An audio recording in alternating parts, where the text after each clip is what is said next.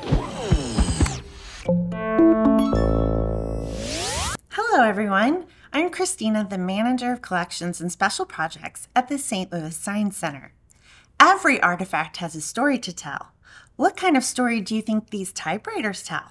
And no, it's not how many different swear words were invented by people who made a spelling mistake and had to start all over. There's no backspace, people. These typewriters tell a story of innovation in a rapidly changing world.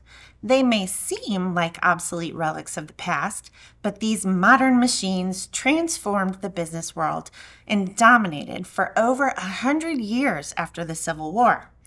I mean, why wouldn't you want a machine that saved you time, money, and labor? As you can guess, the typewriter industry developed rapidly, and by 1901, there were hundreds of different models on the market. Each of these machines played a role in helping to standardize typewriter design in the 20th century to what became known as the modern typewriter. The oldest of the group, this is the Blickensderfer model number 5, made between 1893 and 1896, the first successful portable typewriter. Nicknamed the 5-pound secretary, its radical design eliminated many of the parts standard in typewriters at the time, up to 90%, making it much lighter to transport. This was very appealing because no one wants to haul around a 50-pound typewriter.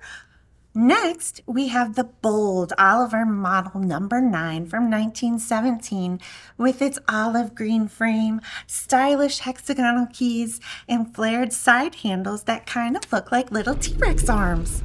The Oliver introduced to the world those U-shaped down-striking type bars, a.k.a. the batwings, that allowed you to actually see what you were typing for the first time.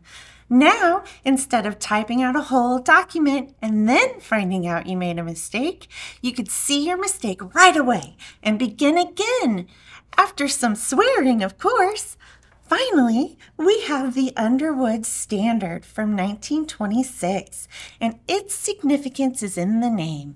The Underwood became the standard typewriter of the 20th century by combining 3 essential typewriter design elements. It included a 4-row straight QWERTY keyboard, a single shift key, and the front striking type bars for visible typing. By 1920, almost every typewriter imitated the Underwood, the first modern typewriter. Every artifact has a story to tell. What's the story? Stay tuned for the next artifact from our Space and Popular Culture collection. Oh, I do believe it's tea time!